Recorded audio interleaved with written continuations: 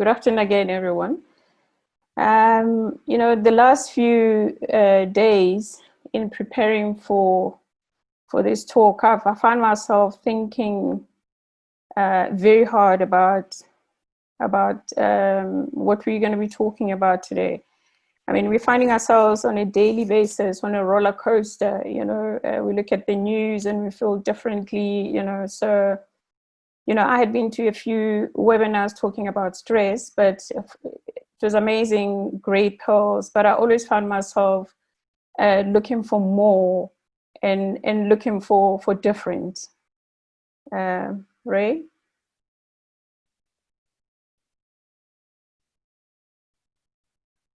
Are you okay there, Ray? Ray, you need to unmute yourself.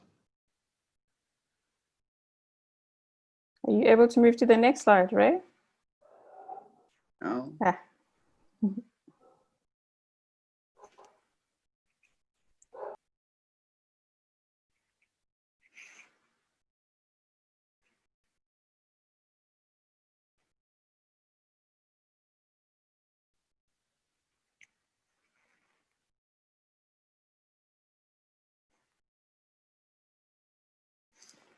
Oh, thank you.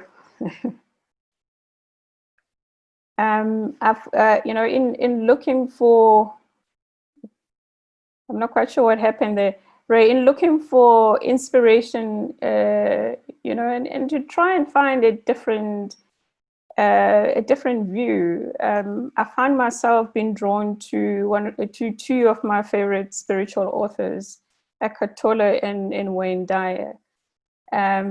Eckhart Tolle describes stress as resistant to what is and desire for life to be different.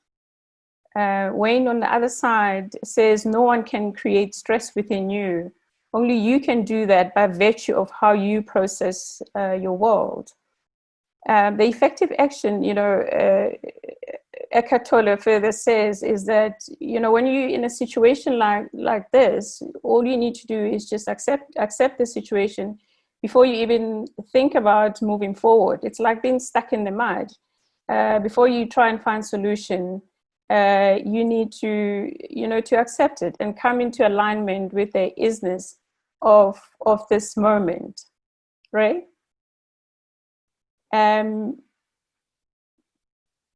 Next slide, Ray.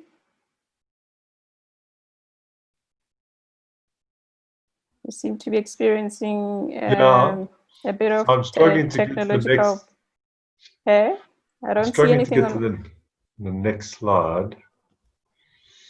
Are you winning? I'm struggling a little bit. You're just going to have to be patient with me. Sorry, I don't know why.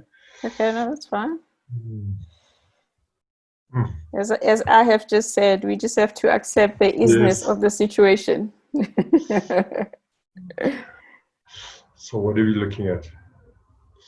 We're looking at slide 2 there. 2 was share screen.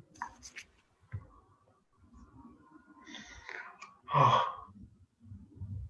think that's the right one.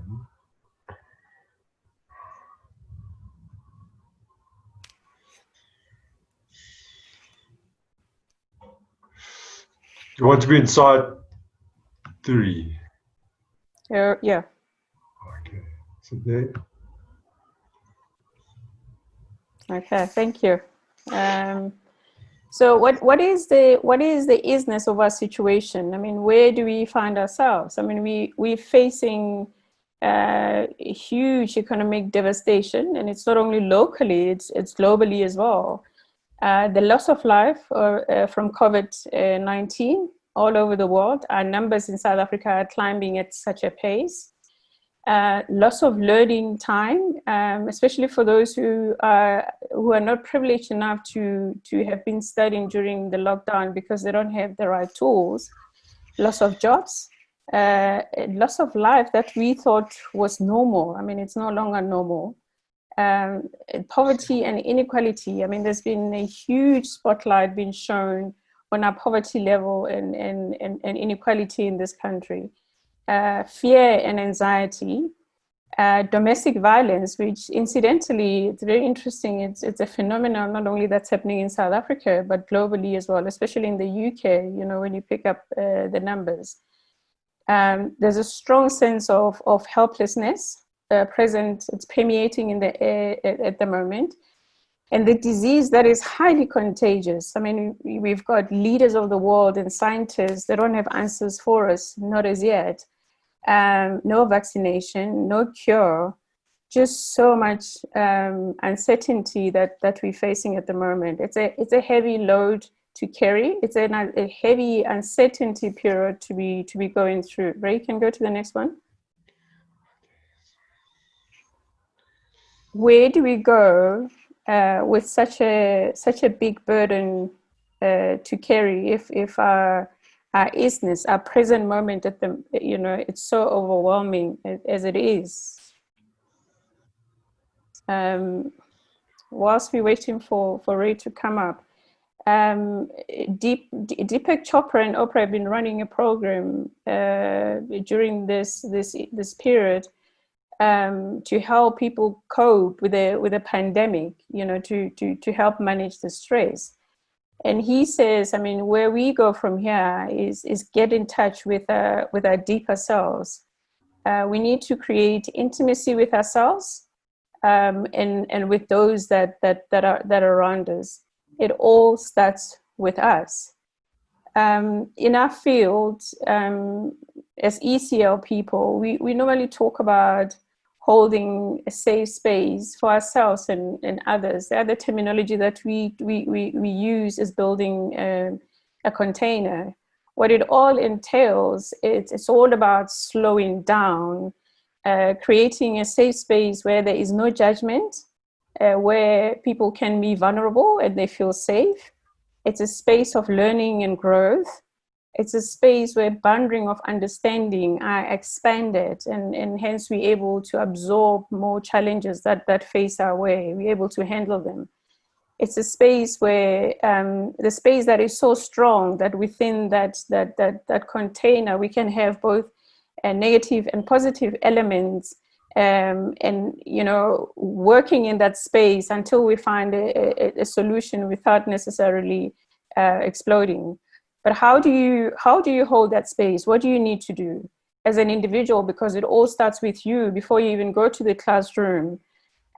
We need to do a bit of self-reflection, reach out for support if you can. Jen will be taking us through the whole exercise as to how do we go about that. You need to create stillness in you, tune in with your body, with your heart. If you do have an opportunity on a daily basis, take a few minutes, take a deep breath, you know, listen to your heart, listen to your body. We need to show authentic compassion to self, no judgment, just be kind to yourself, especially for our teachers and nurses as well, who are in the front line. You know, you are under a lot of pressure. You need to give yourself permission that, you know, some days you're going to struggle and just be kind to yourself and give permission to struggle. It's okay. You need to move your body, whether it's walking or dance or whatever form of exercise, and whatever you put into your body is very important during these hard times. Be conscious of your thoughts. Your thoughts, they manifest. If you've got positive thoughts, whatever manifests, it'll be positive. When it's negative, you'll have negative things manifesting in your life. So be wary of what you put in your thoughts. Allow yourself to feel, whether it's happiness or pain. It's okay. You need to be in that space during that time and feel whatever, as they say, feel the feels. There's nothing wrong with that. And then do more of what makes you happy. Right? Okay, cool. So I'm just struggling a little bit between disrupting slides because it's on. Okay, that's fine. It gives me time to breathe as well, which is okay. Oh, okay, yeah, that's good. Just, yeah. Take it off slides. Take it, yeah. Send it to me. So I think we've got one more slide. Well, a good thing is that I don't have too many slides, so that's okay. Oh, very stuck. And escape.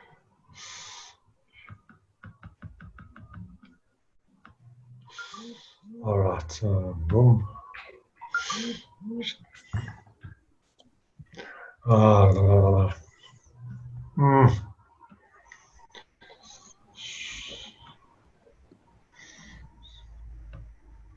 Reggie, I suppose what we're talking to is actually the reality of where we are. Please continue. Yeah, no, it is. Yeah. Yeah. Thanks, Ray. I suppose, how do we, with all this heavy load, I mean, how do you operate? How do you become comfortable in this uncomfortable space? Recently, I've been introduced to a Theory U. It's a program that was started by the senior lecturer from MIT University in the US. The main objective of Theory U is to help systems, group, people, individuals, companies to understand how to thrive with uncertain conditions. It was designed to help people not run away from the current crisis, but to lean into the moment of crisis. And even though the world is crumbling around us, Otto Sharma, the senior lecturer who came up with a program, he invites us to lean into this moment of crisis, as it is also a moment of possibilities. Looking at the graph, the way it works, you move from the left at the top to the bottom and all the way to on the right to the top. The movement on the left from the top to the bottom, it's a movement about opening and dealing with thoughts, mind, and will, dealing with the resistance of the thoughts, mind, and will, which is actually causing us a lot of stress at the moment. And moving up to on the right to the top, it deals with reintegrating the mind, the heart, the will, and into a space of co-creation and coming up with something new. But for the benefit of today, of our topic today, I'll only be talking to the left side of the U theory. Ray, you can go to the next slide. Whilst waiting, I'll just start on this. At the beginning of the year, before lockdown, I had an opportunity to, I had a pleasure of spending time at a few schools, at a few of our public schools. And I have been very fortunate to see the beauty in those public schools, the beauty of connectivity amongst teachers, and the support that they give each other, amongst each other. It was just amazing to watch how connected they were in the schools that we went, how they work together, whether they're overwhelmed by work, they support each other, the dedication that they have for education and for their children, and they're working under such difficult conditions. I mean, it was just amazing and to watch. I mean, this connectivity, and it's such an opportunity for creative ideas to blossom, and the U process is such an amazing tool to deepen those kind of connections on ourselves as individuals, and deepen the connections amongst ourselves as groups of people, as teachers, as fellow teachers and students as well. It is also a great tool to come to bring calm during this storm, and amazingly so, as Eckhart Tolle talks about the present moment. It's such an amazing tool to bring us into the current space and be in this space and feel what we feel and get to understand it. And it's also a tool that helps. It's an amazing platform for collaboration and transforming individuals to be in the best version of themselves. Looking at the schedule in front of us, starting from the left, Otto Sharma invites us in this theory to see the people, the interactions that we have, the people that we interact them, to see them with an open eye, and without without judgment. So what we need to do is shut down the noise in the background. Forget about the past, forget about the future, forget about other, forget about yourself. Just see just what's in front of you. As a leader, to be able to connect, as a teacher, to be able to connect with those children, practice factual listening. You see what is in front of you, no judgment at all. And this process is amazing because during this U theory process, we get to practice this whole factual listening, and it's amazing how much you get to pick up and see things and characteristics in people that you never saw before. A very powerful tool. Sensing, when you interact with people, interact them with an open heart, show compassion. I mean, looking at socioeconomic conditions at the moment, we need to open our hearts and listen to them with practice empathic listening.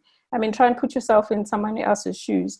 At ECL, we've got an amazing tool called a feeling thermometer. We normally use it at schools to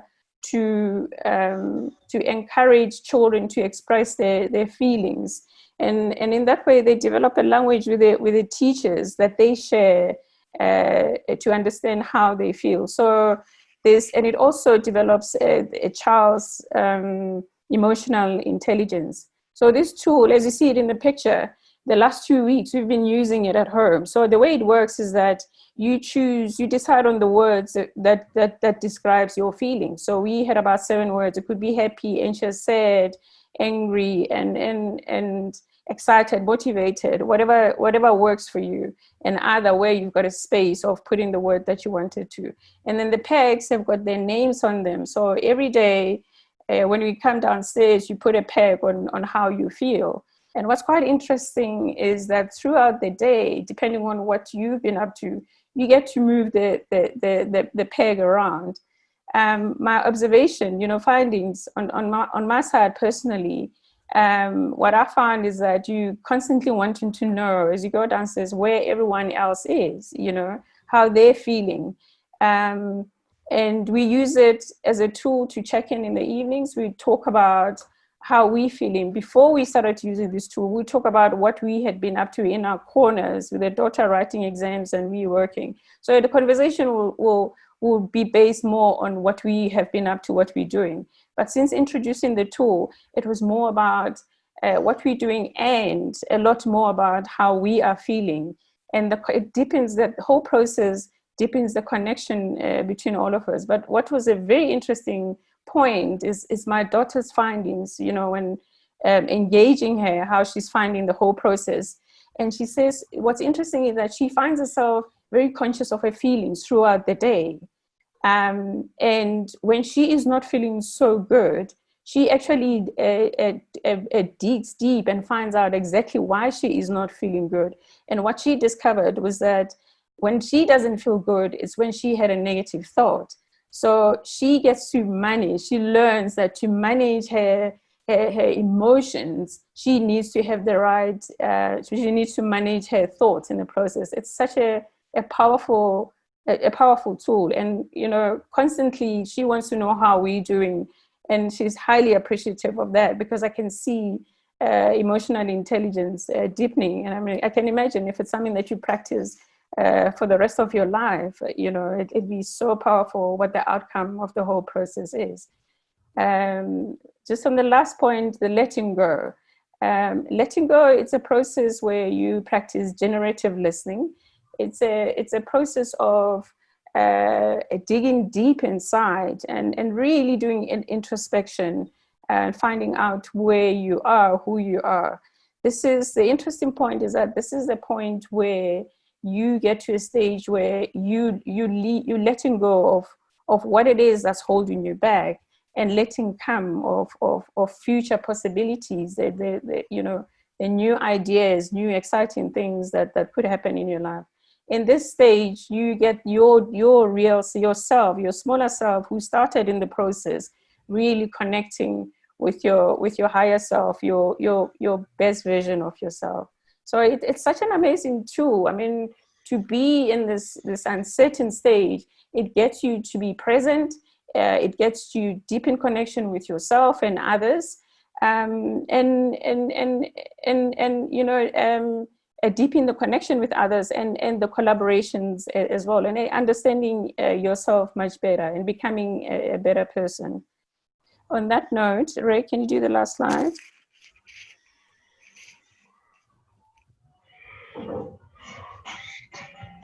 Thank you, Reggie. Thank you very much. Yeah, I just wanted to leave you on the, okay, I can read it off my phone. On that note, I just want to leave everyone with this message, that do not try to fix whatever comes in your life. Fix yourself in such a way that whatever comes, you will be fine. This is a saying by a famous yogi, Sadhguru.